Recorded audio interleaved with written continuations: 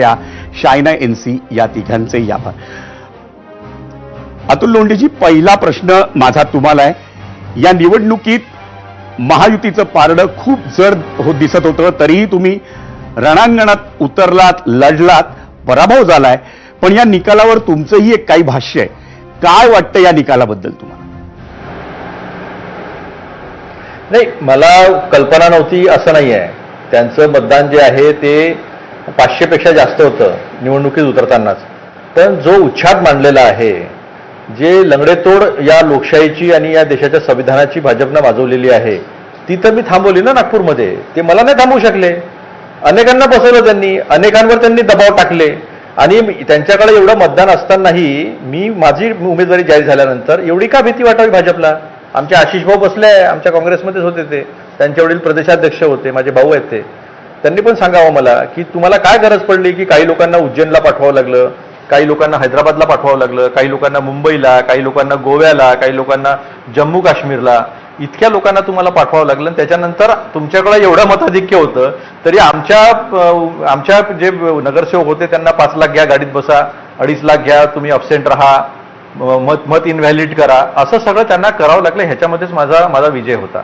माझी लढाई मी पहिल्या डे 1 पासून बोलतोय मी, आणि ज्या ज्या गोष्टी घडत गेल्या त्या तेव्हाच बोलत गेलो. मी आज बोलतोय असं नाही आहे. मला माझा पराभव होणार आहे निवडणुकीत हे माहित होतं, पण मला लोकशाही जिंकवायची होती. मला या संविधानासाठी कोणतरी उभं राहणार आहे.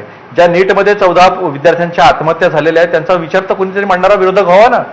जे CBSE मध्ये झालं, जे शेतकऱ्यांसोबत सुरू आहे, जो धोका शेतकऱ्यांसोबत झालेला आहे, जे बेरोजगारी मोठ्या प्रमाणावर वाढलेली आहे, जे महागाई आहे, आज क्रूड ऑइल किती आहे? $75 खाली आहे, तरी पण तुम्ही 110 पेट्रोल विकून राहिले, डिझेल महाग विकून राहिले, गॅस सिलेंडर महाग विकून राहिले, प्रत्येक गोष्ट महाग आहे.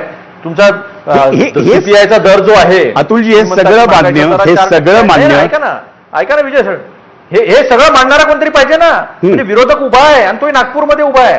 म्हणजे काँग्रेसमध्ये 130 मतं मला कुठलेही पैसे खर्च न करता या निवडणुकीत तर माहिती ना पैसे. पण त्याच वेळी काही ठिकाणी चित्र असं दिसलं की तुमची उमेदवारी राहिली नाही, बिनविरोध निवडून आले काही ठिकाणी.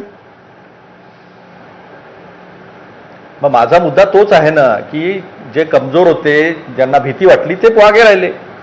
जे कमजोर नव्हते, ज्यांना माहिती आहे की त्यांची लढाईच देशाच्या लोकशाहीला वाचवण्याची आहे, ज्यांची विरोधी पक्ष जे संविधान आहे ते वाचवण्याची आहे, ते उभे राहिले. मी राहिलो ना उभा. मला माहित नव्हतं असं थोडी आहे. मी तर पहिलेच म्हटलं माझी लढाई ही मुद्द्यांची आहे. बीजेपीचे उमेदवार किंवा बीजेपीचे नेते जे बावनकुळेजी आहेत, मुख्यमंत्री आहेत, हे काय इतके फोडणार आम्ही, तितके फोडणार, त्यांचे आमदार काँग्रेसचे इतके फोडणार, तितके फोडणार. मी मुद्दे घेत होतो की बाबा नगरपालिका, नगरपंचायत, नगरपरिषदा आणि महानगरपालिका, जिल्हा परिषद, पंचायत समित्या यांच्या निधीचं काय आहे? जलजीवन मिशन मुद्दे लक्षात आले. तुमचे जे आरोप आहेत ते घेऊन मला आशिष देशमुखांकडे जायचंय. आशिषजी, तुम्हाला पटतायत अतुल लोंढे तुमच्यावर जे आरोप करतायत, म्हणजे तुमच्या पक्षावर, तुम्हाला तर भाऊ म्हणतायत ते?